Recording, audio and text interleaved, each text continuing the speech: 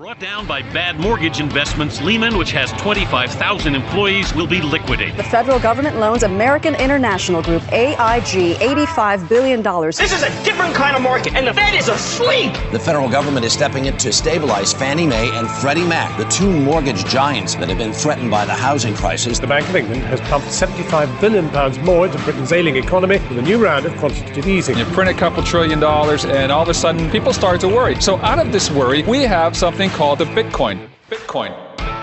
Welcome to On the Brink. I'm Matt Walsh. And I'm Nick Carter. And this episode is brought to you by Coin Metrics. Let's jump into the Metrics Minute. Today's Metrics Minute is brought to you by Coin Metrics. We are almost exactly halfway through the fourth Bitcoin epoch.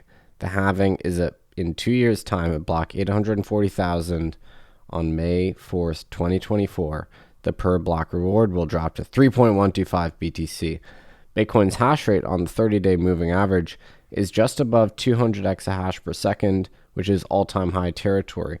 The number of daily active Bitcoin wallets has averaged about 500,000 per day, holding steady since the fall, and the total number of wallets approaches 40 million.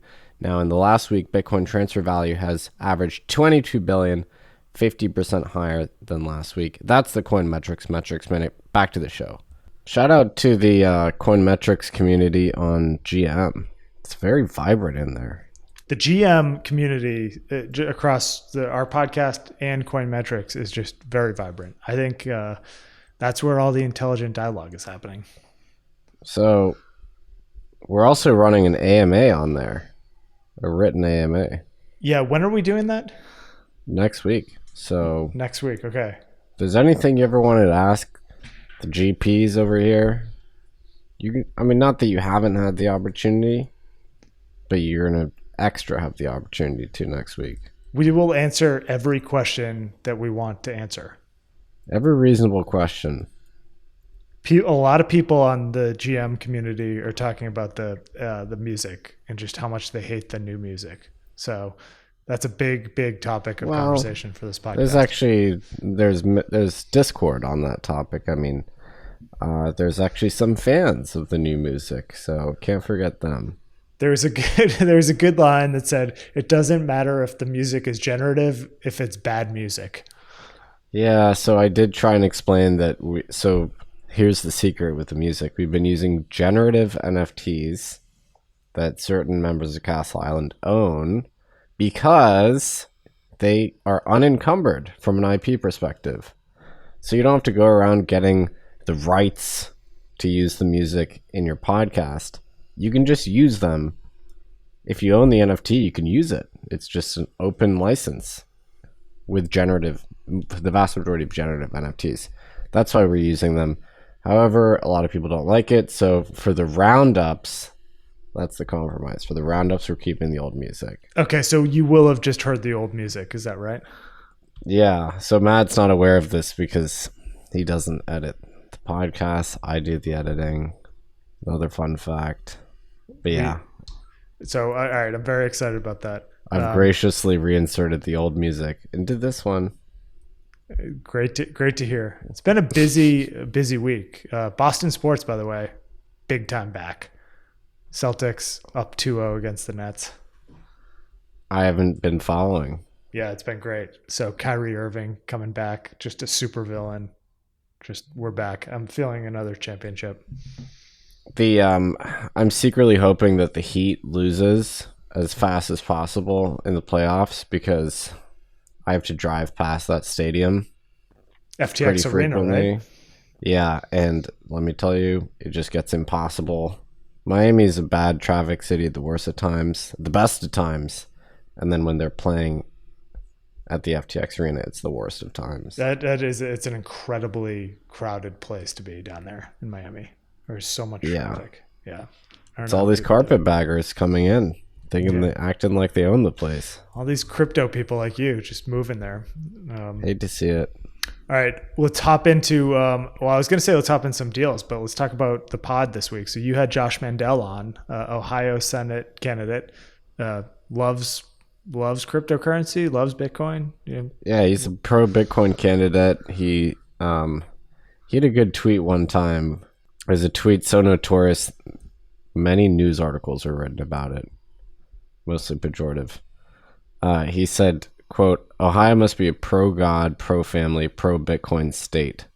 Paul Krugman wrote a whole column attacking him for that, and also Bitcoiners. Now, did it cross your mind to ask him the question of why he tried to fight his opponent on stage? Was that just you couldn't get to time crunch?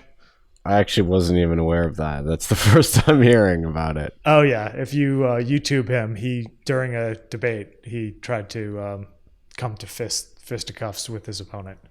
I think we should restore dueling in American political life, and potentially the practice of beating your opponents with canes in Congress, things like that. That used to happen a lot, and people don't remember. Yeah, people all don't the remember time. that. Yeah. There were other options politically back in the day, namely violence. Yeah, we've come a long way. I would think duels at a minimum should be restored. Just the option to duel. I mean, because basically you really have to like back up the things you're saying. If you slander someone sufficiently aggressively, they probably ought to have the right to respond with a duel. It's a good campaign platform. Bring back duels. Yeah, why did we even outlaw them in the first place? Yeah, I need to look into that. Look into that. Josh Mandel, he'd probably be pro-duel is my guess. Loves Bitcoin. Passed as Ohio treasurer. He basically made it such that you could pay taxes with Bitcoin. That was later found to be not legal under Ohio state law. But there was a glorious moment when you could pay your taxes with Bitcoin in Ohio. Yeah, good for Josh. So we'll have another Senate candidate on next week. It's been a busy political season for us. We're going crazy out here with the Senate candidates. I wonder if the on the brink Senate demographic will all win their races, and then we will be seen as the place to go. We will be, yeah. If you're launching a campaign. Beacon of hope. We will launch your campaign for you. The launch pad, yeah. You also had Adam Jackson of Brain Trust on the show. This was a fun one. So Adam is kind of a student of marketplace business models. So we talked about some of the shortcomings of Web 2 marketplaces, what it takes to run a Web 3 marketplace. So I had a lot of fun with this one with Adam. So in response to criticism from us last week, our intern has given us fewer deals, or maybe fewer deals just happened. I actually don't know. Were there just not as many deals this week? He might have just been making up deals too. We haven't, we don't know. Because some of them sound pretty far-fetched. Like some of the names definitely sound made up. I think he was just like inventing protocols last week. There's a lot of things that are just like, that's not a real thing. I mean, actually, frankly, most deals that happen in the crypto industry sound completely made up. They do. Well, we had several in the Castle Island portfolio this week. So Flipside Crypto, which was our very first investment ever, actually. Dave Balter, Jim Myers, Eric Stone and the team, they raised a $50 million round. It was led by Republic, a ton of great co-investors. So congratulations to the Flipside team. Love to see it. Next up, also in the Castle Island portfolio, Ellis, an immigrant-focused neobank. They raised $5.6 million from Kindred Ventures, us, 20 Minute VC, Balaji Srinivasan, and others. The next one, also a CIV deal, Soundmint. This is a music-focused NFT platform. They raised $1.7 million in seed financing from Animoca, us, and a number of other angels. Congrats to the Soundmint team. Very cool announcement that they had on Twitter. Yeah. I'm going to give them props for the type of announcement. They made a little video. It was like a little music video for their announcement. I thought it was great. I thought it was awesome. And then the last CIV deal, Crusoe, which is a flared gas Bitcoin platform, they raised a $350 million round led by G2 Venture Partners. Congrats to Chase and Cully and the Crusoe team. Yeah, excited to be on board there. Definitely the biggest operators in the flared gas space, flared gas mining, digital flare mitigation, they call it. They're also active in mining with stranded renewables. So certainly one of the most progressive and interesting companies, I would say, in the Bitcoin mining space and beyond. Also just general computation. So let's hop into some other deals of the week. So blockchain.com, they are apparently speaking to banks. So there's a report that they're talking to a number of banks about running an IPO process that could happen as soon as this year. And that was a Bloomberg article. So their last round of financing was at $14 billion just in March, a month ago. So would be great to see some more publicly traded cryptocurrency companies. I think it would be awesome for the whole ecosystem. So I hope this report is true. I have to say, though, public crypto valuations are the most challenged they sort of maybe have ever been. Yeah. It feels like. Yeah. And I guess disclaimer, we have interest in a number of them, but it seems pretty depressed on the equity public side right now. Yeah.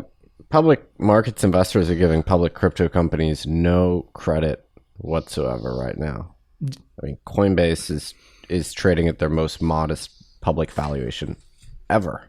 Something like 11 times trailing 12-month earnings. Yeah, it doesn't make a ton of sense to me. One thing that I think is worth thinking about if you're blockchain.com is just thinking about that mechanism for how you'd go public. And so this report said IPO, or suggested IPO at least. I think one of the benefits of doing the traditional IPO process is that you go on the roadshow and you get to educate a ton of buy-side participants around how your business works. If you do the direct listing, you don't get the opportunity to do that. And so my sense is that some of these companies, including Coinbase, that have done the direct listing are just not very well understood by the street.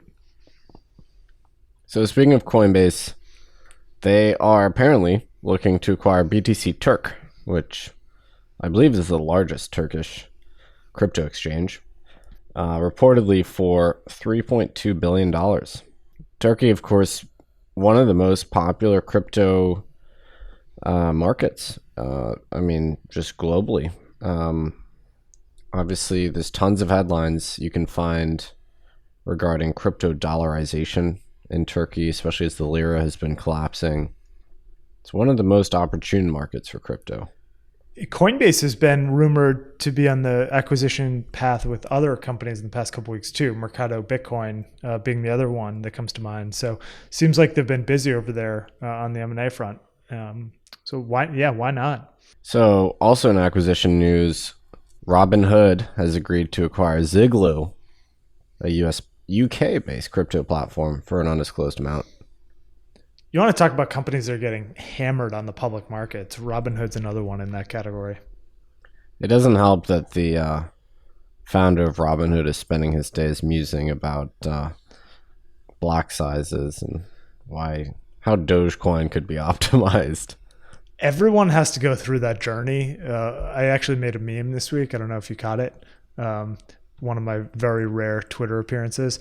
But in response to his tweet, I put out a meme around the idea maze. Everyone has to go through the phase of their crypto journey where they think the answer to everything is to just make the blocks bigger.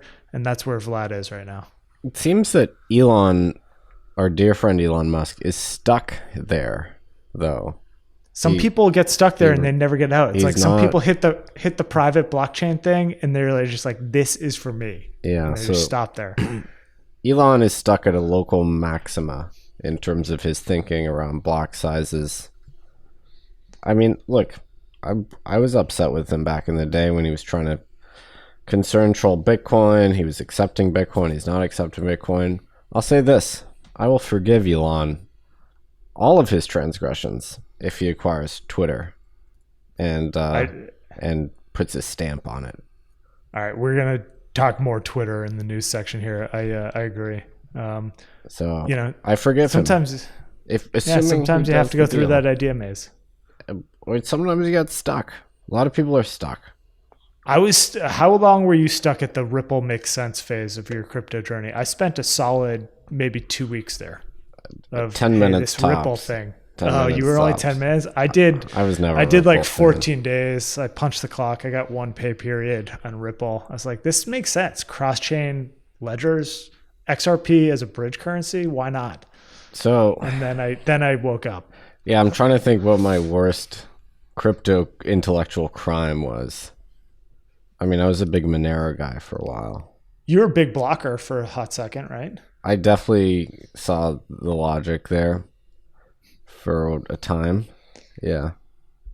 What else was I? I was in a non-coin. A non-coin made a lot of sense to me for a little bit.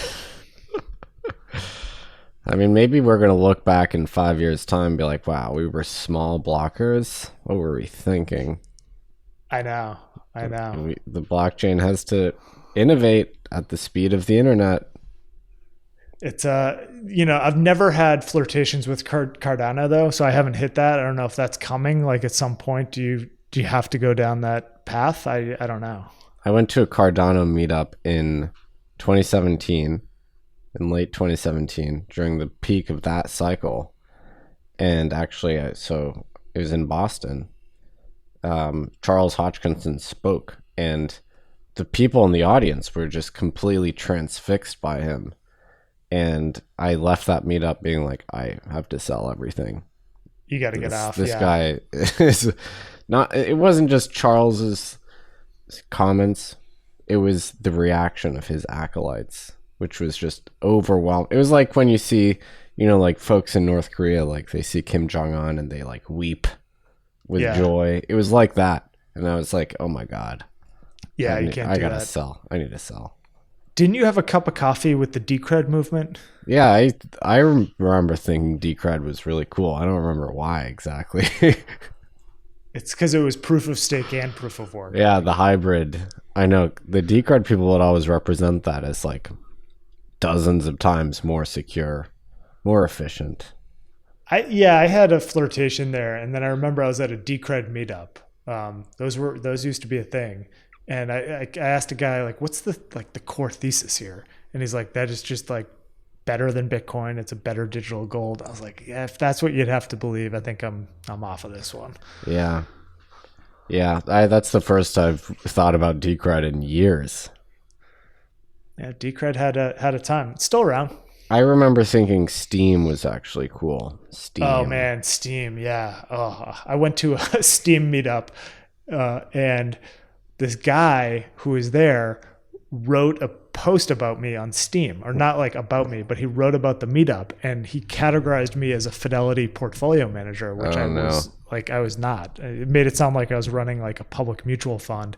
And he's like, this guy who's at the meetup is just all about Steam. He's like a huge fan. Needless to say, that didn't go over very well. And Steam posts, I don't think they get deleted. I think they have a permanence to them. Yeah, that's the thing. That's the whole value prop, I think. Yeah. I mean, Steam then had a weird thing where Justin Sun took it over and used, then there was like a rebellion, and then Justin Sun used, people don't know this. This is one of the problems with proof of stake. Sorry, proof of stake enthusiasts. I'm going to say it. Justin Sun used Huobi and Binance and Bittrex to like commandeer Steam. That's how he did it. So he got enough stake, and I think he actually deleted some people's balances. I mean, that's incredible to me. That was I hope he deleted that post about me. It might still be out there. And then there was a rebellion against his coup, and then the Steam community moved to something called Hive. So there's like insane politics. Nobody's aware of this stuff, really. Who is writing the book? Like there needs to be more books in this space. I know. Just the crazy people that you come across. Yeah, like we have books about Bitcoin and Ether, but that's basically where it ends. I just read a book called The Caesar's Palace Coup, and it's about the Apollo and TPG acquisition of Harrah's back in the day, which later became Caesar's. And it was a big bankruptcy. There was a bunch of like fraud. And it's a pretty good book. It pales in comparison to some of the crypto stories that are out there. I mean, my God.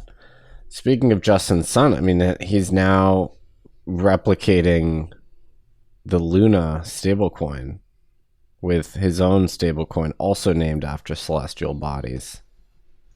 So he will copy you fast. Yeah, it's the copy paste approach to innovation. But yeah, I mean, there's just so many dramas, especially as you get down the list in sort of the altcoin world. There's so many dramas. No one's chronicling. Where are the historians? We need some on-chain archaeologists too. I mean, there's we keep a saying. calling. Yeah, we keep saying. All right, let's hop back into some deals. CoinDCX. This is an Indian crypto exchange. They raised $135 million at a $2 billion valuation from SteadView, Pantera, and others.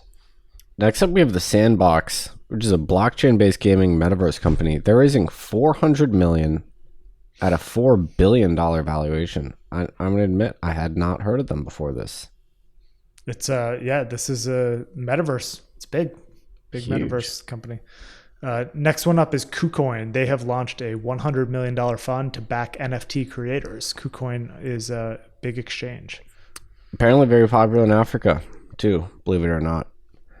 Next up, we have Block Apps, a blockchain developer for enterprises. They raised $41 million from Liberty City, Consensus, Morgan Creek Digital, and others. Framework Ventures has raised a $400 million fund. They will be investing in Web3 gaming and DeFi. Congrats to the Framework team. Then we got Delta One, a Solana-based DeFi protocol. They raised $9.1 million from Alameda and others. Bit Digital, which is a Bitcoin mining firm, they have filed a prospectus with the SEC to raise $500 million. Then we have Rario, which is a cricket-focused NFT platform. I'm assuming that's cricket the sport. Is that cricket the sport, not the insect? Not the insect. Yeah, it's cricket. It's the hybrid golf baseball thing we talked about a couple weeks ago. Yeah, cricket keeps coming up on this podcast. I actually do enjoy cricket. It's painfully obvious that we're under deployed against cricket as a theme of our fund. Zero exposure. So I would be excited if this was an NFT platform with an entomological focus, as in bugs.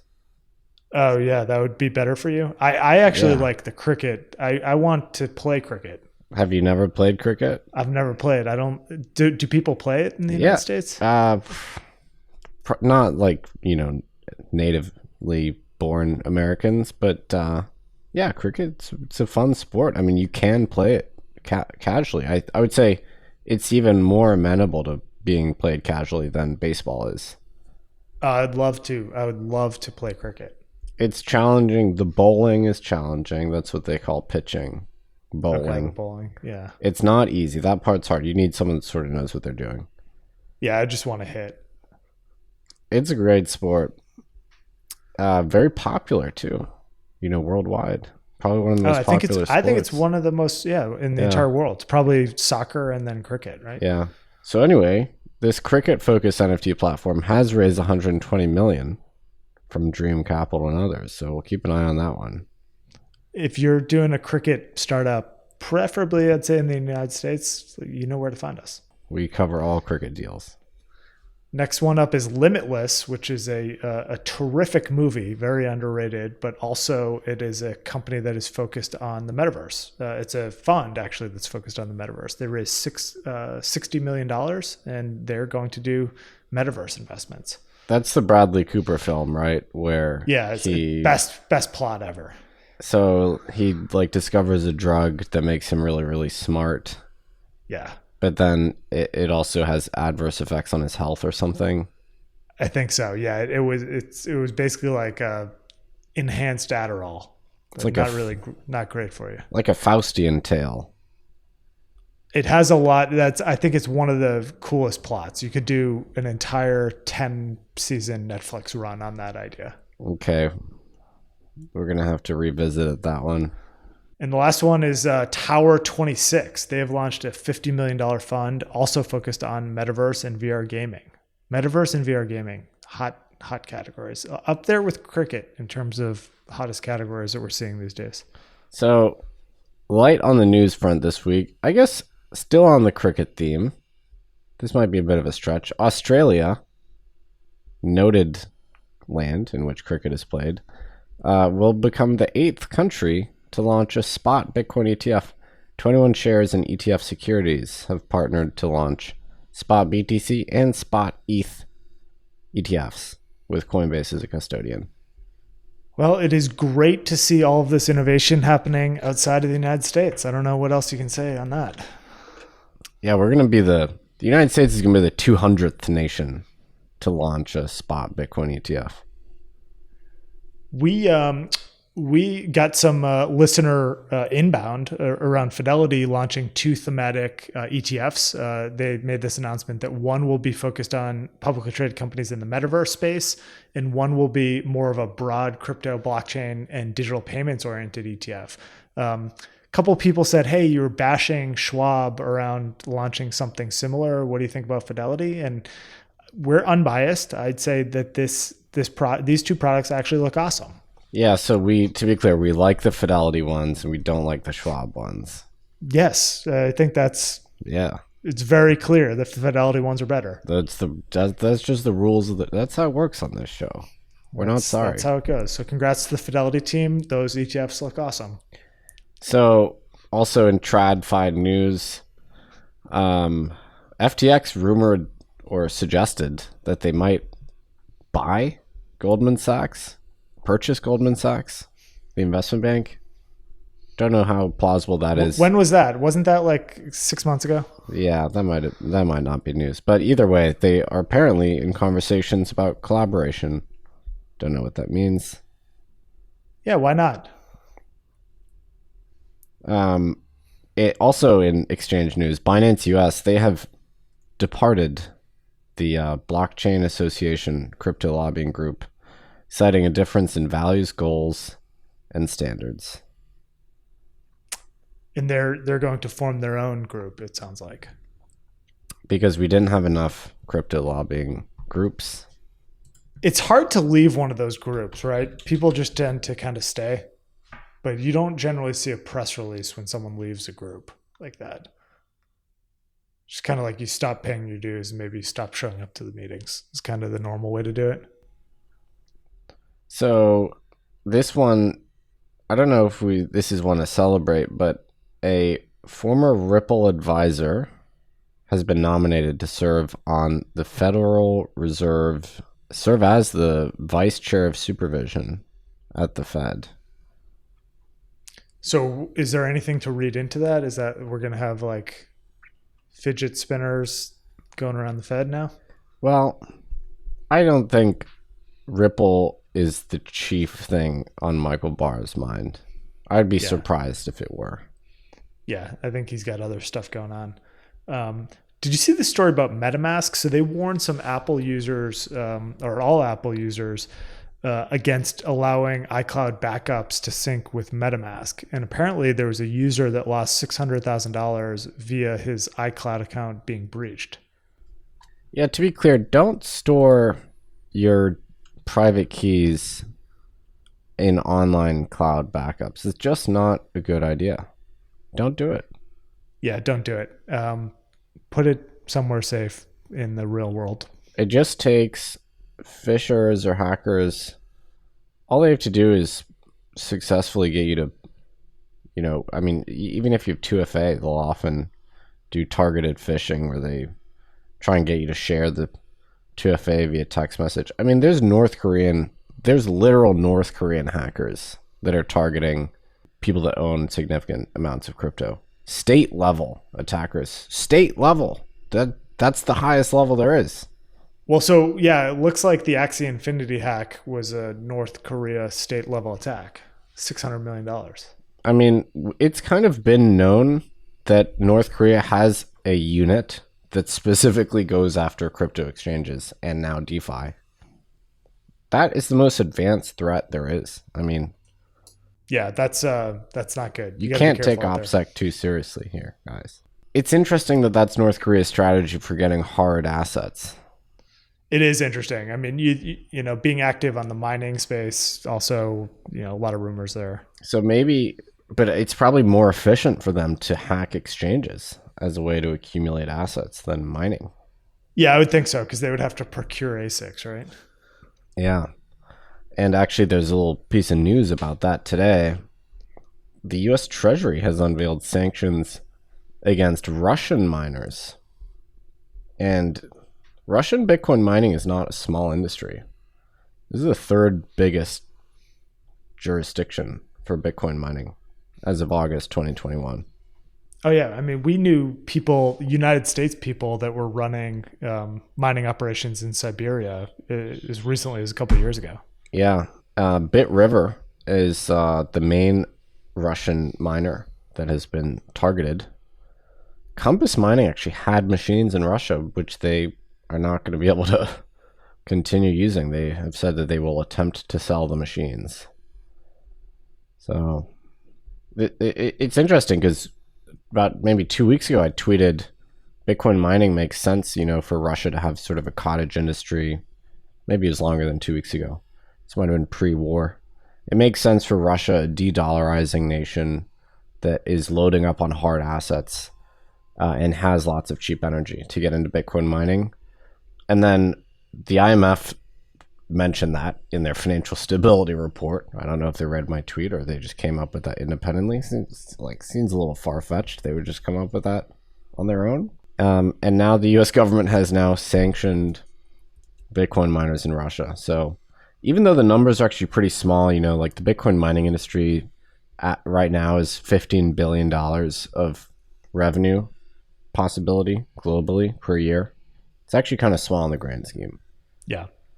Well, I'm sure there'll be more of this. I mean, basically anything that touches financial rails in Russia right now is being sanctioned. We'll see if the U.S. is able to crack down on Russia's gold ownership and keep those away from markets.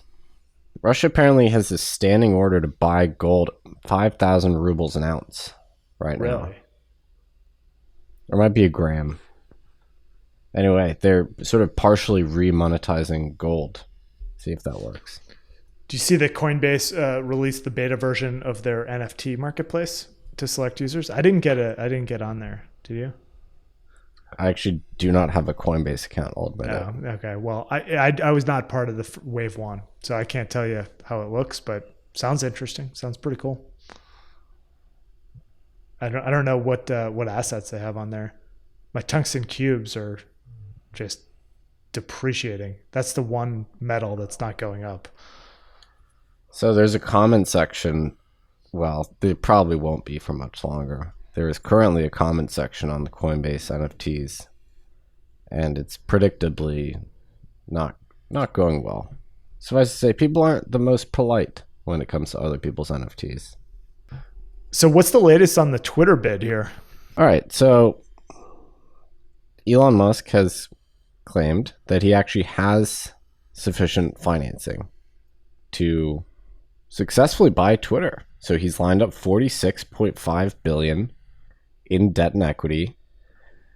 He has personally committed $33.5 billion, $21 billion of equity, and $12 billion of loans against his Tesla stock. And apparently there's a consortium of banks that's also chipping in the rest, including Morgan Stanley.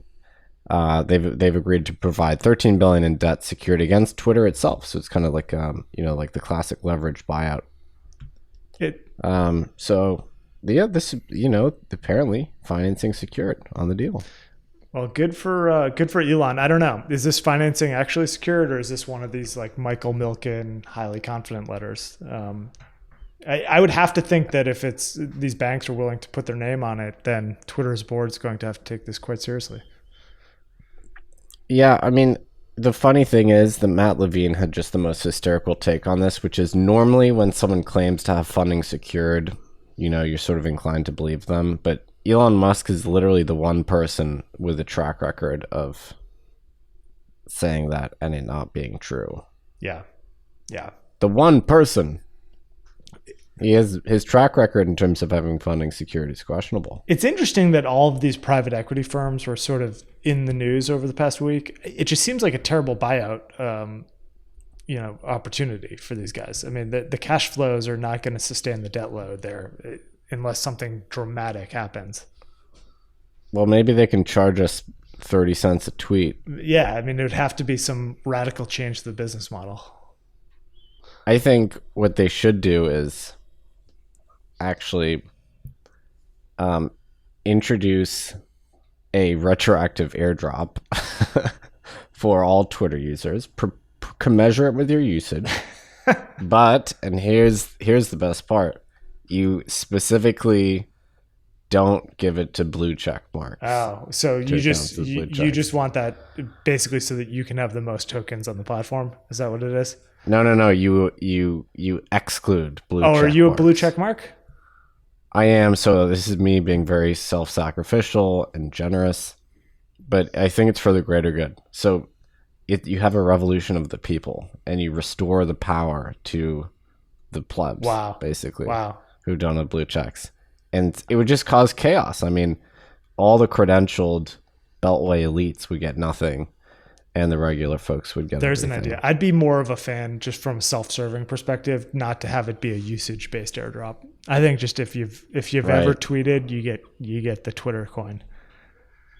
Yeah, because you're averaging 1 tweet a month here. Yeah, but they're good. When they come out, they're good. You've had some hits lately. Yeah, you got it. My usage rate is pretty good. So, I mean, it might be the case that Elon is, sincere here, and Twitter will be liberated from the censors, and we'll be able to tweet to our heart's content. We'll see. I don't know. I'm surprised that we don't have more news on this. I guess the board, it's going to take them a week or two to actually sift through the proposal, get an opinion from their bankers and lawyers. First bid is usually not the final bid, though. I mean, I kind of wonder, let's say Elon actually does gain control over Twitter. So he fires the board. We know that's definitely going to happen. That board is a joke. The board's not going to make it. Do you think he just imposes a rampant amnesty for everyone banned from Twitter? Like, kind of like, I don't know, like when Joker captures Gotham and just lets everyone out of the lunatic asylum. It's, is that kind of the vibe? Is it just going to be chaos on there? Yeah, it might be. I don't know if that would be the best thing for the platform, though. I would think that one of the first things he would do is just trim the fat at Twitter. It just seems like there's way too many people there. I mean, I don't know if it really needs any staff at all. It really, it's like DevOps. Just make sure it doesn't go down like it always used to. Yeah. Keep the servers on. Get rid of the trust and safety team. Just a proposal. Integrate payments. Yeah. There's some stuff to do for sure on the product side. I mean, it's the amount of value that they could be capturing versus what they actually capture is completely out of whack. But I think that's noble, right? The fact that they are unsuccessful at extracting value, they're creating abundant amounts of value. Clearly, everybody loves Twitter. Everyone spends all day on Twitter. But Twitter itself captures none of that value. That's actually really noble in a way, right? Maybe we were thinking about this all wrong. It shouldn't be about extracting all the value you create. Just creating good value for the world and then harvesting a tiny, minuscule portion of it. What's that saying that if you got 10 smart people in a room, they could just fix Social Security? How has that not been applied to Twitter? There's been a lot of smart people in the Twitter orbit over the years. So my other best idea about Twitter to finance it is, the bad beat jackpot in a casino when you're playing poker? So basically, if you have a sufficiently good hand and you lose the hand, let's say you have 4 of a kind and you lose to a straight flush. In some casinos, you're eligible for a bad beat jackpot. So even though you lost the hand, you still get paid out a huge sum, right? So it's like a reward for losing when you have a great hand. I think there should be the inverse version of that for Twitter. So if you have the worst take of the day, you have to pay everyone else that's a user of the platform $100 million. So if you that's a good. So if you get the most ratioed on Twitter in a given day, you're the loser for that day, and you have to pay everyone else 1 cent. It's not a bad idea. So what do you think the chances of Elon going for that? I think that'd be great because, we have to do more to punish bad takes on the platform. A lot of bad takes on the platform, that's for sure. So I think that's it for the week. You're fully recovered. It's good that you're back healthy. No long COVID for you? No, yeah, fingers crossed. Short COVID only. Despite you making me do the podcast last week, I felt a little hard done by. Well, we got to keep those numbers up. Yeah, they were flagging. We did have a week off. Yeah. It really shows in the data. It does. The people on GM, it's like a big GM.xyz community was asking where the pods were. To our credit, we only miss 1 week of pods a year. We do. Yeah. It's a tradition. We'll have two interview pods next week, plus the rundown. So 3 more pods coming your way next week. And I recorded a new episode in the mining miniseries, another publicly traded miner. We're not running out. We're not. Very excited to share that one. Got some great content coming. So hope everyone has a great weekend, and we will see you on Monday.